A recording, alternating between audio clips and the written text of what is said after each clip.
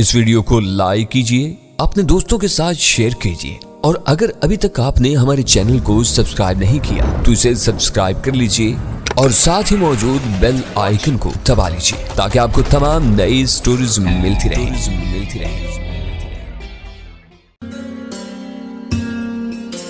بسم اللہ الرحمن الرحیم۔ ڈسکور اوریجنل کے معزز ناظرین، السلام علیکم۔ اب کس نمبر 507 ملاحظہ فرمائیں۔ مجھے یوں لگا جیسے وہ دیوار میں سے گزر گیا یا دیوار میں جذب ہو گیا۔ وہاں کوئی دروازہ نہ تھا، اس کے باوجود وہ رکا نہیں تھا۔ لمحہ بھر پہلے وہ نظر آ رہا تھا اور اگلے پل وہ غائب ہو چکا تھا۔ شاید وہ آیا بھی ایسے ہی تھا کیونکہ ہم نے تو اسے اچانک دیکھا تھا۔ وہ اسی سم سے نمودار ہوا تھا اور میں اور غالب ہکا پکا اور خوف زدہ کھڑے تھے، اور مجھے ایسے لگتا تھا جیسے میرا جسم پتھر کا ہو گیا ہے۔ یار یہ تو واقعی بھوت تھا، غالب نے بلا کر کہا۔ میں نے اس سگریٹ کو دیکھا جو ابھی تک میرے ہاتھ میں سلگ رہی تھی۔ اس کے دھوئیں کی حیرت انگیز مہک کو میں محسوس کر سکتا تھا اور یقین کے ساتھ کہہ سکتا تھا کہ اعلیٰ ترین سگریٹوں میں بھی مجھے یہ ذائقہ نہیں ملا تھا۔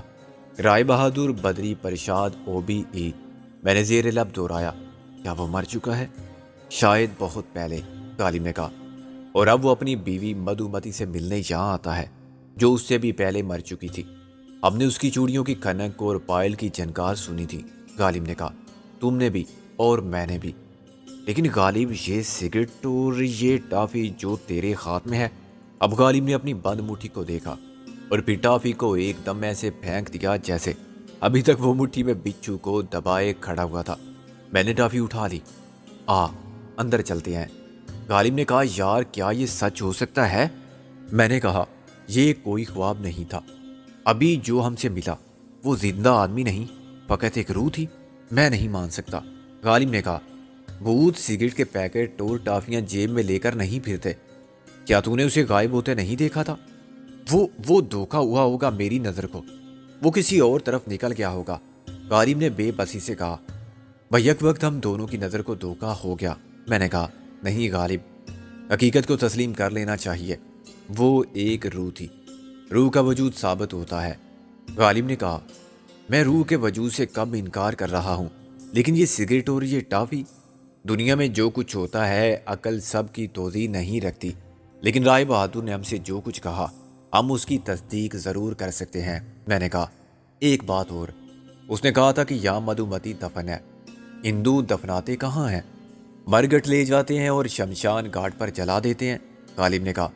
میں نے غور کرنے کے بعد کہا ممکن ہے مدھومتی کی راکھ کو یہاں رکھا گیا ہو، راکھ بھی گنگا میں بہا دی جاتی ہے، کچھ لوگ محبت و عقیدت میں اسے محفوظ بھی رکھتے ہیں، میں نے سنا ہے۔ چل اب اندر چلیں۔ میں نے اس کا ہاتھ پکڑا تو وہ بھی برف کی طرح ٹھنڈا ہو رہا تھا۔ اس کا مطلب ہے یار لڑکیاں ٹھیک ہی کہہ رہی تھی، غالب نے کہا۔ میں نے کہا مل گیا نا آخر تیرا سسر، بہت مذاق اڑا رہا تھا نازو کا۔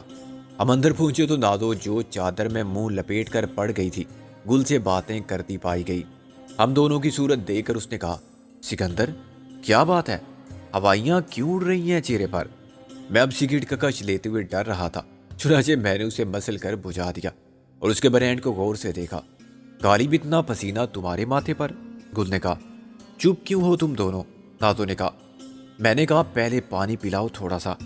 نازو میرے لیے پانی لائی۔ 2 گھونٹ پی کر میں نے گلاس غالب کی طرف بڑھا دیا۔ ہم ایک بھوت دیکھ کر آئے ہیں، میں نے کہا، بلکہ اس سے مل کے باتیں کرتے رہے، میں نے کہا۔ نازو اور گل نے ایک دوسرے کی طرف بے یقینی سے دیکھا۔ ان کے لیے یہ طے کرنا دشوار تھا کہ ہم مذاق کر رہے ہیں یا سنجیدہ ہیں اور اداکاری کر رہے ہیں یا واقعی خوف زدہ ہیں۔ میں نے غالب سے کہا یہ سگریٹ میں نے آج تک نہیں دیکھا، اس کا اشتہار تک نہیں دیکھا اور نہ کسی سے اس کا ذکر سنا، حالانکہ میں اور محسن اتنا عرصہ لندن میں رہے، وہاں سے ہم فرانس اور وینس بھی چلے جاتے تھے، آسٹریا اور کبھی سوئٹزرلینڈ بھی گئے۔ 50 سال پہلے شاید ہوتے ہوں گے، غالب نے کہا۔ اب میں نے ٹافی کے ریپر کو غور سے دیکھا۔ برطانیہ کی بنی ہوئی یہ ٹافی اب ملتی تھی یا نہیں اس بارے میں میری معلومات محدود تھی، مگر جس چیز نے مجھے حیران کیا وہ اس کے ریپر کے کناروں پر لکھے ہوئے الفاظ تھے۔ ایک کنارے پر کمپنی کا نام تھا مگر دوسرے کنارے پر تھا ناٹ فار سیل، برائے فروخت نہیں۔ اس کے بعد لکھا ہوا تھا صرف محاذ پر اتحادی افواج کے لیے۔ میں نے وہ کاغذ غالب کو دیا۔ یہ دوسری جنگ عظیم میں محاذ جنگ پر لڑنے والے فوجیوں کے لیے بھیجی گئی تھی۔ ایسی بہت سی چیزیں جو فوج کی سپلائی میں شامل تھیں چوریوں کے بازار میں بھی پہنچ جاتی تھیں، تاہم فوج کی سپلائی کا محکمہ ان پر ایسی موریں لگا دیتا تھا کہ ان کی مخصوص پیکنگ ہوتی تھی تاکہ غبن ہو تو پتہ چل جائے۔ او مائی گاڈ، یہ 1945 سے قبل کی ٹافی ہے، غالب نے کہا۔ میں نے کہا دوسری جنگ سن 39 سے 45 تک جاری تھی۔ اب ناظروں نے ٹافی کے ریپر کو ملاحظہ کیا۔ پھر میں نے انہیں رائے بہادر بدری پرشاد سے ملاقات کا احوال سنایا۔ وہ اتنی خوفزدہ ہوئی کہ ہمارا مذاق اڑانے کی بجائے خود تماشا بن گئی۔ ہم نے انہیں بڑی مشکل سے سلایا اور کہا فکر مت کرو، ہم جاگ رہے ہیں، لیکن ان کے لیے سونا مشکل ہو گیا تھا۔ میں نے سامان میں ویلیم تلاش کی اور انہیں زبردستی کھلائی۔ 2 بجے تک غالب بھی سو گیا تھا، لیکن میرا ذہن خیالات کے انتشار کا شکار تھا۔ میرے خیالوں کی روح کبھی بھٹک کر شیلا کی طرف چلی جاتی تھی اور میں تصور میں وہی شیشے کا تابوت دیکھتا تھا جس میں شیلا اپنے بچے کے ساتھ محو خواب تھی، اور سوچنے لگتا تھا اس تابوت میں ہوا کی آمد و رفت کا کیا بندوبست تھا، اسے زندہ رکھنے کے لیے وہ کھانے پینے کو کیا دیتے تھے۔ ممکن ہے دلاور نے ہمیں یہ دکھانے کے لیے کہ شیلا کو کیسے لے جایا جائے گا اس وقت خاص طور پر اسے شیشے کے تابوت میں ڈالا ہو، بعد میں ہوش میں آنے پر انہیں نکال لیا ہو۔ شیلا سے میرا ذہن پھر رائے بہادر بدری پرشاد کی طرف آ جاتا۔ وہ یقیناً ایک روح تھی، شاید وہ اسی حویلی میں مر گیا تھا اور تب سے حویلی ویران پڑی ہوئی تھی۔ اگر وہ بھوت تھا تو ایک بے ضرر بھوت تھا، لیکن یہ بہت مضحکہ خیز بات تھی۔ ایک بھوت مجھے سگریٹ اور غالب کو ٹافی آفر کر کے غائب ہو گیا تھا۔ اچانک ایکاہٹ نے مجھے اٹھ کر بیٹھنے پر مجبور کر دیا۔ باہر کا دروازہ چرچرا کے کھلا تھا۔ میں نے چوڑیوں کی کھنک بھی بہت صاف سنی تھی، جن بھوت کا میں کبھی قائل نہیں رہا تھا، لیکن آج ایک ایسا تجربہ ہوا تھا جس نے میرے یقین کی عمارت کو ہلا کر رکھ دیا تھا اور اس کی بنیادوں کو ناقابل تلافی نقصان پہنچایا تھا۔ میرے ذہن پر اعصاب پر آسیب کا اثر باقی تھا، چنانچہ قدرتی طور پر مجھے خیال آیا کہ کیا پھر کوئی بھوت آ گیا ہے۔ آیت الکرسی پڑھ کر میں نے دائیں بائیں پھونک ماری اور اٹھ کھڑا ہوا۔ باہر آنے کے بعد میں نے پھر چوڑیوں کی آواز سنی، حالانکہ راہداری میں کوئی بھی نہ تھا۔ پھر راہداری کے آخری حصے میں ایک سایہ سا نظر آیا، یوں جیسے اندھیرا سمٹ کر گہرا ہو گیا اور ایک انسانی کالب میں ڈھل گیا۔ اس نے تاریکی ہی سے جنم لیا تھا۔ رائے بہادر صاحب، میں نے کہا اور آگے بڑھا۔ راہداری میں ایک بازگشت سی سنائی تھی، مت لو نام میرے سامنے میرے قاتل کا۔ مجھے ایک جھرجھری سی آئی۔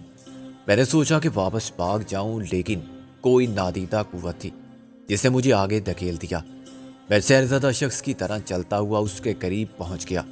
وہ تقریباً میرا ہم عمر جوان آدمی تھا۔ تم کون ہو؟ میں نے بتایا نا کہ مجھے رائے بہادر نے قتل کر دیا تھا۔ وہ بولا، مگر کیوں؟ اس لیے کہ میں اس کی بیٹی سے شادی کرنا چاہتا تھا، وہ بولا، اور اسی وقت میں نے سناٹے میں کسی عورت کی پر درد سسکی سنی۔ خوف کی خون کی لہر سے میرے جسم کا رواں رواں کھڑا ہو گیا۔ رائے بہادر کو کیا اعتراض تھا اس پر؟ میں نے کہا۔ وہ ایک تنگ نظر کمینہ اور متعصب شخص تھا۔ میں نے کہا، کیا اس کی بیٹی بھی شادی کرنا چاہتی تھی تم سے؟ ہم دونوں ایک دوسرے سے اتنی محبت کرتے تھے کہ جب بالکل مایوس ہو گئے تو ہم نے ایک ساتھ مرنے کا فیصلہ کر لیا۔ ایک رات ہم نے خود کو ایک دوسرے کے ساتھ باندھ دیا مضبوط رسی سے، پھر ہم نے خود کو جمنا کی لہروں کے سپرد کر دیا۔ کسی عورت کی درد بری سسکی پھر سنائی دی۔ رائے بہادر تمہیں کیوں ناپسند کرتا تھا؟ میں نے کہا۔ وہ اونچی ذات کا برہمن تھا، میں ایک شودر کا بیٹا تھا۔ تم مجھے یہی بتانے کے لیے آئے ہو؟ میں یہاں رہتا نہیں ہوں، بس اپنی پریتما کے درشن کرنے آ جاتا ہوں، مگر میں اسے دیکھ نہیں سکتا، وہ قید میں ہے۔ میں سمجھا نہیں، کیا روح کو بھی قید میں رکھا جا سکتا ہے؟ اور تم دونوں تو ایک ساتھ مر گئے تھے۔ اب میرا خوف دور ہونے لگا تھا اور میں اس سے باتیں کرتے ہوئے گھبرا نہیں رہا تھا۔ انہوں نے ہماری لاشیں نکلوا لی تھی، مجھے پریتما سے الگ کر کے وہیں جلا دیا گیا تھا۔ میری پریتما کی ارتھی کو جمنا کے گھاٹ پر آگ لگا کر اس کی راکھ کو وہ یہاں لے آئے تھے۔ پریتما نام تھا اس کا؟ پریتما کہتے ہیں محبوبہ کو، وہ بولا۔ اس کی راکھ یہاں سونے کے لیے ایک راکھ دان میں رکھ دی گئی تھی، تب سے اس کی آتما یہاں قید میں ہے، وہ باہر نہیں نکل سکتی اور میں اسے نہیں دیکھ سکتا۔ کیا تم میری مدد کرو گے؟ وہ سسکی پھر سنائی تھی۔ میں نے گھبرا کے کہا، مجھے کیا معلوم کہ وہ راکھ دان کہاں ہے؟ اسی حویلی میں ہے کہیں، وہ مایوسی سے بولا۔ تم نے سنا؟ وہ رو رہی ہے اور کوئی اس کی مدد نہیں کرتا۔ اب میرے لیے وہاں کھڑے رہنا مشکل ہو گیا۔ میں پلٹ کر بھاگا۔ واپس کمرے میں جانے سے پہلے میں نے دیکھا تو راداری خالی پڑی ہوئی تھی، وہاں کوئی نہ تھا۔ جہاں میں ایک عاشق کے نامراد سے باتیں کرتا رہا تھا، جس کا عشق ذات پات کے مذہب کی بھینٹ چڑھ گیا تھا۔ واپس کمرے میں آنے کے بعد میں دیوار سے ٹیک لگائے بیٹھا رہا اور لمبی لمبی سانسوں کی مدد سے اپنے اعصاب پر قابو پانے کی کوشش کرتا رہا۔ سگریٹ جلاتے ہوئے میں نے محسوس کیا کہ میرے ہاتھ کانپ رہے ہیں۔ پہلے غالب کے ساتھ اور پھر اکیلے میں نے مافوق الفطرت واقعات کا جو تجزیہ کیا تھا وہ میرے لیے ناقابل فہم، ناقابل یقین اور ناقابل تسلیم تھا، مگر میں خود کو بھی قائل نہیں کر سکتا تھا کہ میرے ذہن پر سنی سنائی باتوں کا اثر تھا یا اس پرانی حویلی کے آسیب زدہ ماحول نے میرے حواس کو اس حد تک خراب کر دیا تھا کہ مجھے جن بھوت جیتے جاگتے انسانوں کی طرح نظر آنے لگے تھے۔ آج تک میں نے ایسے واقعات سنانے والوں کا مذاق اڑایا تھا، اب مجھے یقین تھا کہ غالب کے علاوہ میرے سب ساتھی میرا تمسخر اڑائیں گے اور میں ان کی کسی بات کا جواب نہ دے سکوں گا۔ نازو، رابعہ اور گل تو ہمارا جینا عذاب کر دیں گی۔ ابھی رابعہ کو کچھ نہیں معلوم تھا۔ گل اور نازو خوف زدہ ہو گئی تھی، لیکن یہاں سے جانے کے بعد جب یہ خوف باقی نہیں رہے گا تو انہیں ایک موضوع سخن ہاتھ آ جائے گا۔ میں اب سو نہیں سکتا تھا، چنانچہ ایک کے بعد ایک سگریٹ چلاتا رہا۔ معلوم نہیں کلاک نے کہاں رات کے 2 گھنٹے بجائے تو میں اچھل پڑا۔ اس قدیم عمارت میں جہاں برسوں سے کوئی رہنے نہیں آیا تھا، یہ کلاک کیسے زندہ ہے؟ اسے چابی دینے والا کون تھا کہ اس کی سوئیاں اب تک متحرک تھیں؟ گھنٹوں کی بازگشت رات کے سناٹے میں ابھی تک لرزاں تھی کہ شاید میرے کان بج رہے تھے۔ پہلے میں نے غالب یا محسن کو جگانے کا ارادہ کیا، پھر مجھے خیال آیا کہ ان کی پرسکون نیند میں خلل اندازی سے کیا فائدہ۔ خود مجھے کوشش کرنی چاہیے کہ ان واقعات کو بلا کر سو جاؤں۔ ایک سکون آور گولی میں پہلے کھا چکا تھا، لیکن اس سے کوئی فرق نہیں پڑا تھا۔ دوسری گولی نہ کھانے کے خلاف میری ذہنی مزاحمت کام نہ آئی اور میں نے شیشی کی آخری گولی کو پانی کے ساتھ حلق سے اتار لیا۔ جب میں گلاس رکھ رہا تھا تو پانی کا ایک قطرہ رابعہ پر ٹپک گیا۔ اس نے آنکھیں کھول کر دیکھا اور پھر اٹھ بیٹھی۔ کیا بات ہے، تم سوئے نہیں؟ اس نے سرگوشی میں کہا۔ میں نے کہا ہاں، نیند نہیں آئی۔ رابعہ نے کہا تم نے پھر سکون آور گولی کھائی ہے؟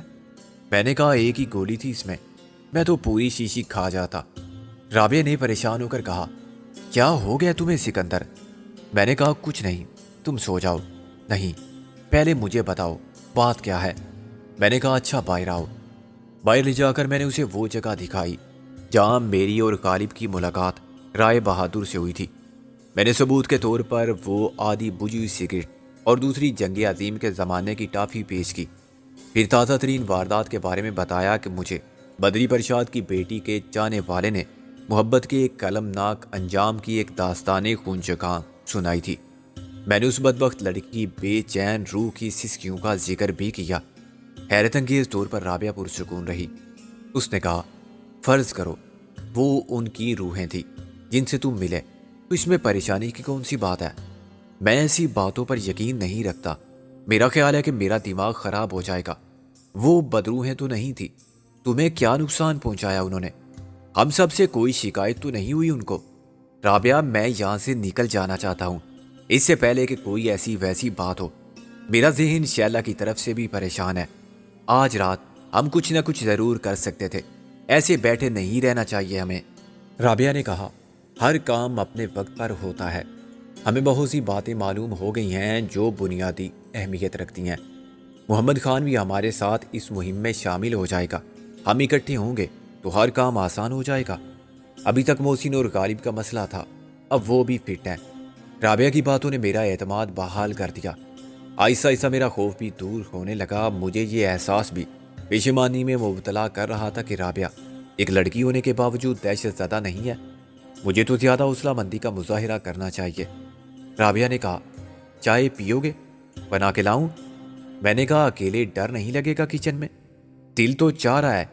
وہ ہنسی اور اٹھ کھڑی ہوئی۔ تم یہیں بیٹھو، ڈرنا نہیں۔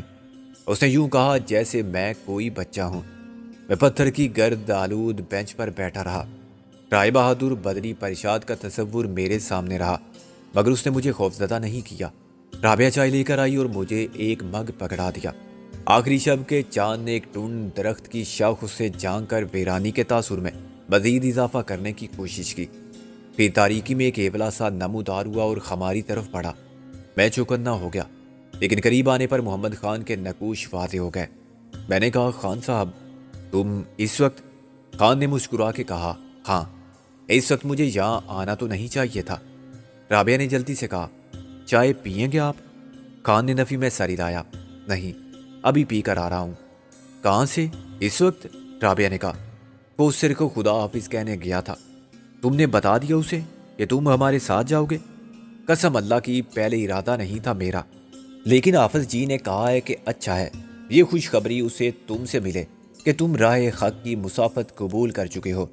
چنانچہ میں نے اسے بتا دیا کہ ہو سکتا ہے میں لمبے عرصے تک لوٹ کر نہ آؤں۔ بہت روتی دھوتی ہوگی وہ۔ محمد خان نے نفی میں سر ہلایا، اداس ضرور ہو گئی تھی۔ کہنے لگی کہ آؤ گے تو صحیح۔ میں نے کہا نہیں آؤں گا تو کہاں جاؤں گا؟ اس نے کہا یہ وعدہ ہے تو پھر جاؤ، فی امان اللہ۔ میں تمہاری واپسی کا انتظار کرتی رہوں گی زندگی کی آخری سانس تک۔ میں مایوس ہونے والی نہیں ہوں۔ بڑی بہادر لڑکی ہے، بہت بہادر۔ اس کا یقین اور ایمان بہت مضبوط ہے۔ اسے آزمانے کے لیے میں نے کہا کہ فرض کرو میں اپنا وعدہ نبھا نہ سکا اور واپس نہ آ سکا تو اس نے کہا کہ تمہیں آنا پڑے گا۔ میں نے تمہیں خدا کے سپرد کر دیا ہے اسی شرط پر کہ میرا بیٹا اپنے باپ کو ضرور دیکھے گا۔ میں نے حیران ہو کر کہا وہ خدا سے مشروط معاہدے کرتی ہے؟ محمد خان مسکرانے لگا، ہے نا پاگل؟ کہتی ہے خدا نے میری بات مان لی ہے اور اس کی گواہی میرے دل نے دی ہے۔ قسم اللہ کی وہ بڑی عجیب لڑکی ہے۔ رابعہ نے کہا وہ ماں بننے والی ہے؟ محمد خان نے کہا ہاں بہن، آج میں پورے 1 ہفتے کے بعد گیا تھا یہی امید لے کر کہ میں اپنے بیٹے سے بھی مل کے آؤں گا۔ میں نے کہا محمد خان تم اور تمہاری بیوی اتنے پر امید ہو، تم دونوں کے وہ بیٹا ہی ہوگا یا بیٹی نہیں ہو سکتی؟ پتہ نہیں۔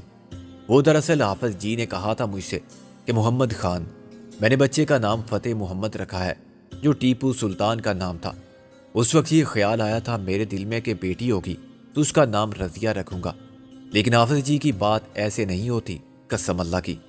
میں نے کہا تم نے حافظ جی سے کہا تھا کہ ہمارے لیے دعا کریں؟ اس نے اقرار میں سر ہلایا، اور معلوم ہے انہوں نے کیا کہا ہے؟ کیا کہا؟ میں نے اس کی خاموشی پر اسے غور سے دیکھا۔ وہ کچھ فکر مند نظر آتا تھا۔ انہوں نے کہا دیر مت کرو، ابھی چلے جاؤ گے تو محفوظ رہو گے بہت بڑی آفت سے۔ میں نے پوچھا کہ آفت کیسی؟ تو انہوں نے کہا بھائی آفت تو بس آفت ہوتی ہے، جاؤ انہیں بھی بتاؤ۔ میں محمد خان کی بات سن کے پریشان ہونے لگا۔ نہ جانے کیوں اسے حافظ جی کے کشف و کرامات کا ذکر سن سن کے میں بھی قائل ہونے لگا تھا کہ جو کچھ وہ کہتے ہیں کسی الہامی کیفیت میں کہتے ہیں اور ان کی بات پتھر پر لکیر ہوتی ہے۔ انہوں نے کہا تھا کہ اسی وقت روانہ ہو جائیں، رات کے وقت؟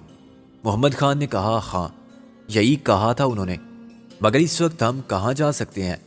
میں نے بادل نخواستہ کہا ہاں صبح ہو ہی جائیں گے اب تو، ورنہ میرا ارادہ تھا کہ تمہارے ساتھ وہاں جا کے دیکھوں کہ وہ لوگ روانگی کے لیے کیا تیاری کر رہے ہیں۔ مجھے راستہ معلوم نہیں تھا، یوسف ثانی ہوتا تو میں اسے ساتھ لے جاتا، اس کا کچھ پتہ نہیں ہوتا کسی کو بھی۔ اچانک رابعہ نے جو اب تک خاموش تھی کہا خان صاحب یہ عمارت کس کی ہے؟ معلوم نہیں اب کون مالک ہے اس کا۔ وہ بولا پہلے کون مالک تھا؟ میں نے کہا پہلے کوئی ہندو تھا۔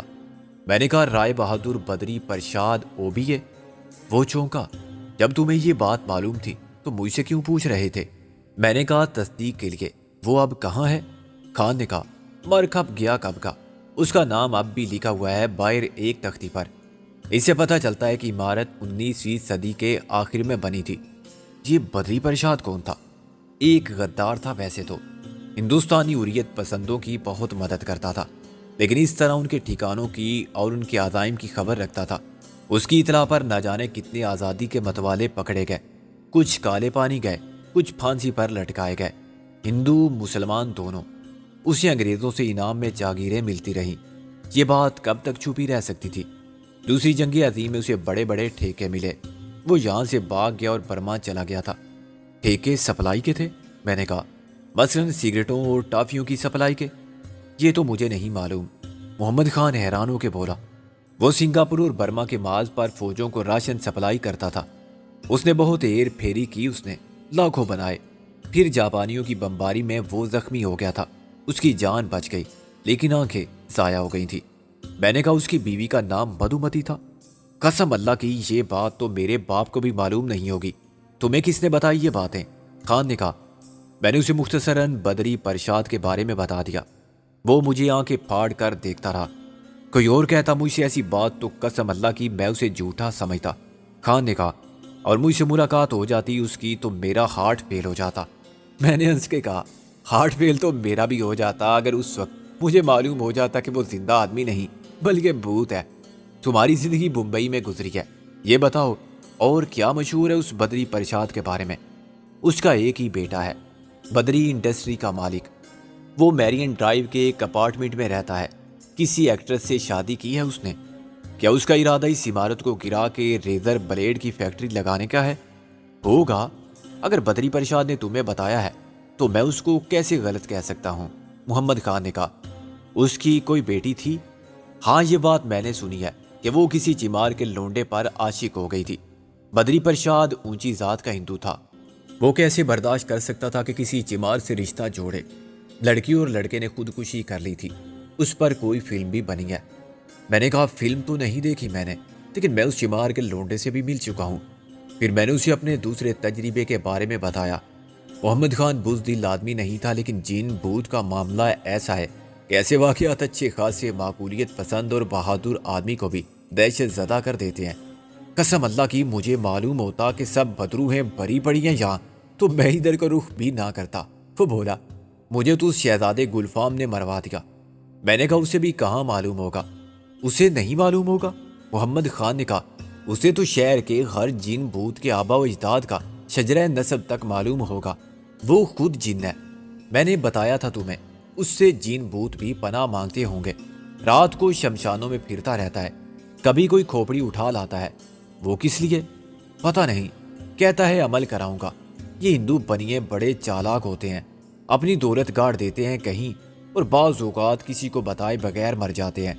ایسے کسی کروڑ پتی کی روح قابض میں آ گئی تو اس سے پوچھ لوں گا کہ اس کی دولت کہاں دفن ہے۔ رابعہ نے کہا، وہ پاگل ہے کیا؟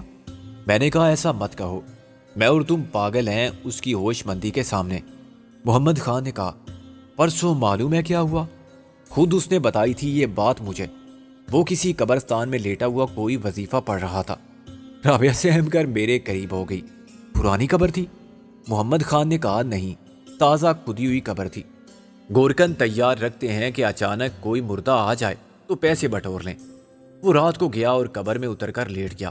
کہہ رہا تھا اندر ایسی ٹھنڈک تھی کہ مجھے وظیفہ پڑھتے پڑھتے نیند آ گئی۔